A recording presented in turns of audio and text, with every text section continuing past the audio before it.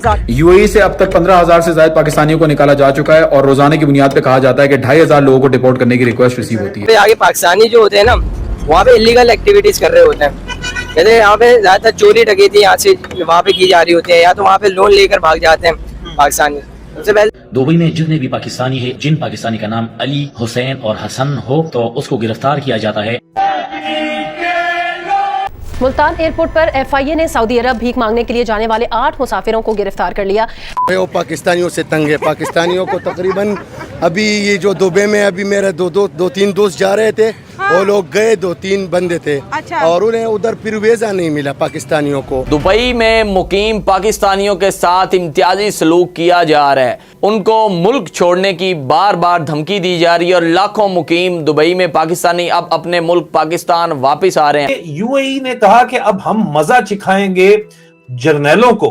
क्या बात है, सुभान अल्लाह सुभान अल्लाह। एक ही गांव में 900 ऐसे अफराद तक रसाई हासिल की है जिनको हाल ही में पिछले 1, 1.5, 2 हफ्ते या 3 हफ्ते में यूएई से डिपोर्ट किया गया और वो बेचारे सब पाकिस्तान पहुंचे।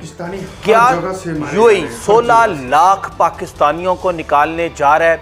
ये क्या 16 लाख पाकिस्तानियों को निकाल के दुबई की मईशत सरवाइव कर सकती है? पाकिस्तान ने आकर ऐसा क्या किया है कि दुबई अब पाकिस्तानियों को मुल्क बदल करने शुरू कर दिया है दुबई की हुकूमत ने। अगर मैं आपको कहूँ कि 27,000 पाकिस्तानियों को डिपोर्ट कर दिया तो आप एकदम से हिल जाएंगे, लेकिन ये एक हकीकत है। तो आप वहाँ पे जा रहे हो, आप हलाल रोजी कमाओ, वहाँ पे कोई इलीगल एक्टिविटीज ना करो। आप पाकिस्तान का नाम वहाँ पे बनाने जा रहे हो तो पाकिस्तान को अपने आप को आगे प्रमोट करो। पाकिस्तान इतना अच्छा मुल्क है, हम हलाल रोजी कमा रहे हैं, ईमानदारी से काम करेंगे। लेकिन आप नहीं समझते, यहाँ से जो लोग जाते हैं वहाँ पे भीख मांग रहे हैं, इलीगल एक्टिविटीज के अंदर मुलविस। अभी ईरान इसराइल जंग है, इसके अंदर वहाँ पे जिस कंट्री में वो रहते हैं, जिस कंट्री से कमा रहे हैं, वहीं की कंट्री को, उसी कंट्री की गवर्नमेंट को क्रिटिसाइज करते हैं। मतलब ये आप गलत नहीं समझते कि पाकिस्तान और यूएई के अंदर फर्क है ना?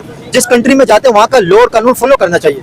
शहबाज शरीफ की खुशामद और मुजम्मत काम ने अरब अमारात हिसाब बराबर करते हुए हजारों पाकिस्तानी वर्कर्स को अरब अमारात से निकाल रहे हैं। पाकिस्तानी डिपोर्ट हो रहे हैं। कोई अगर दफ्तर में काम कर रहा था तो उसे बाहर बुलाया गया है, उसके मैनेजर ने कहा है आपको कोई मिलने आया है, और वहां से इमिग्रेशन ने उनको उठा लिया है या पुलिस ने उठा लिया है, और फिर ना उन्हें उनका सामान उठाने दिया घर से। तो ऐसे जंजला आ गया जीएचक्यू के अंदर, और यजीद वक्त मुनीरा मिस्त्री रातों रात जुम्मे के दिन जो है वो हम आपको दिखाते चलें कि भागा अपना प्राइवेट जेट लेके बारों बार नीवे हो के ईरान को बाईपास करके जो है वो सीधा अबू धाबी इसने जाके लैंड किया और वहां पे मुलाकात करने की कोशिश की सदर मोहम्मद बिन जैद से।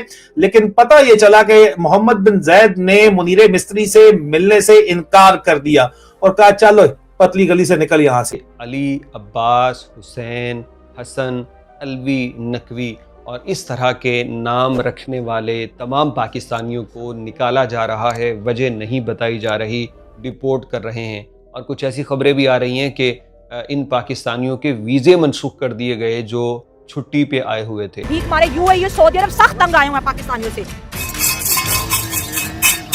अल्लाह के नाम से दे दे रे बाबा, अल्लाह के नाम से दे दे रे बाबा। यूएई ने एक हफ्ते में 3,000 पाकिस्तानियों को डिपोर्ट कर दिया है।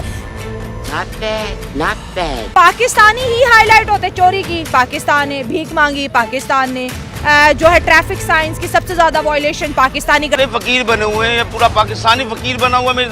बात तो सही है। तो क्या हुआ है यूएई के साथ कि उसने ये लोन जो है वो वापस मांगना शुरू कर दिया? इंटरनेशनल प्रेशर डालने पाकिस्तान के ऊपर। पाकिस्तान की 1976 के बाद से न्यू लिबरल डेमोक्रेसी के तौर पे चल रहा था। ठीक है। उन्होंने कोशिश ये की जुल्फकार अली भुट्टो साहब के टाइम पे कि हम लोगों ने ये करना है कि हमने अपनी सारी चीज़ें प्राइवेट करनी है। उसके बाद से ये हुआ कि पाकिस्तान के जो हमारे सिस्टम है पूरा का पूरा, उधर हर लेवल पे करप्शन होती है। इस करप्शन की वजह से उन लोगों को हमें क्या कहते हैं, जनरल परवेज मुशर्रफ के टाइम से हम काफी टाइम से लोन्स लेते जा रहे हैं। वो लोन्स फॉरेन रिजर्व्स को मेंटेन करने के लिए यूएई का भी है, दुबई, इसके अलावा बाकी चाइना से लिया हुआ है, आईएमएफ है, वर्ल्ड बैंक है, सर तब हमने अपना फॉरेन रिजर्व जो है। हाँ, हमने हमारे, क्योंकि हमारी जो पूरी है इकोनॉमी वो अभी तक बैकवर्ड है। हम सारा का सारा export, totally depending on the loan. हाँ, हम लोन पे डिपेंड कर रहे होते हैं। वो आर्टिफिशियली फ्लोट करता है हमारी करेंसी को स्टेबल रखने के लिए। यूएई पाकिस्तान से बहुत दूर जा चुका है, जबकि यूएई के रिलेशंस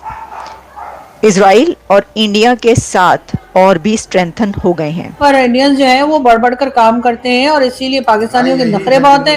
वो अपने आप को पता नहीं क्या तोप समझ रहे होते हैं। इस वजह से भी पाकिस्तानी जो है उनको काम जो है वो कम मिल रहा है। उस वक्त भी निकाला जा रहा था, मतलब 2009 और 10 की बात है। और फिर वहाँ से मुझे वो पुलिस स्टेशन ले जाते हैं और 10 दिन फिर अपने पास रखने के बाद रिपोर्ट किया जाता है। ये जो काम हो रहा है ना, इसका हर लेवल पे नुकसान हो रहा है।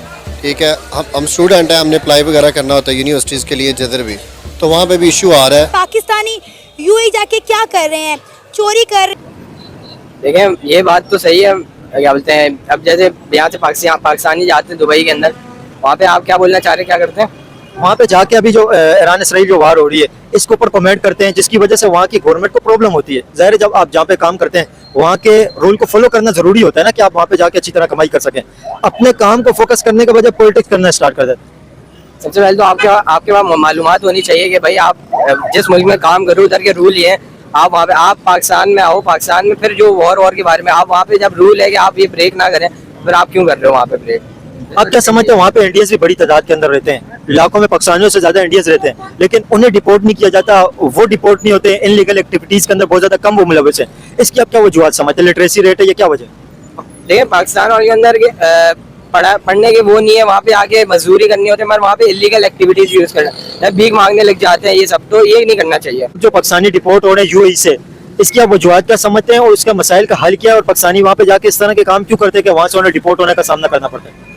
ये तो गलत बात है, ये बहुत गलत कर रहे हैं। ये पाकिस्तान का नाम जो है डुबो रहे हैं। एक तरह से देखा जाए तो ये पाकिस्तान का नाम डुबो रहे हैं। ये जो कर रहे हैं ये बहुत गलत कर रहे हैं। और वो जो यूएई वाले कर रहे हैं उनके साथ देखें, जो बेचारा मेहनत कश है वो भी बेचारा पिसा है। हाँ।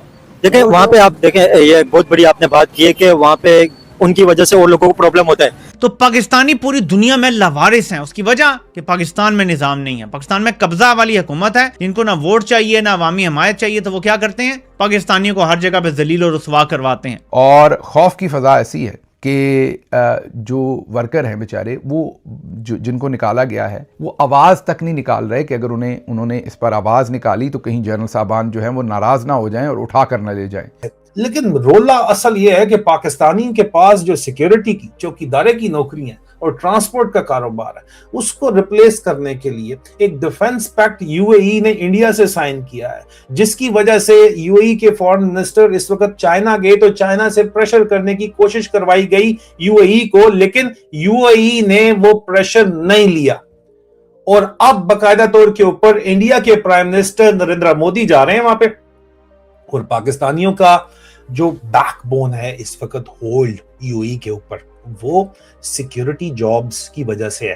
तो ये अभी मामला सिर्फ शुरू हुआ है खड़ाक जर्नैलों का, और जर्नैलों के जो पालतू हैं यहाँ पे, जो मफाद का टोला पटवारी और जर्नैल का, उनको अब टारगेट करना दुबई के अंदर से शुरू किया गया है। और दुबई के पास आपके वो राज हैं जो आपके वहमो गुमान से भी आगे हैं, लेकिन स्ट्रैटेजिकली दुबई इज मुत्तहदा अरब कि एक तो लोगों में परेशानी है कि मेरा नाम अली है, मुझे पता नहीं कब निकाल दिया जाए, और दूसरा ये है कि अगर वाकई किसी का नाम अली है तो उसे ये नहीं पता कि उसे अमारात से क्यों निकाला जा रहा है या निकाल दिया जाएगा।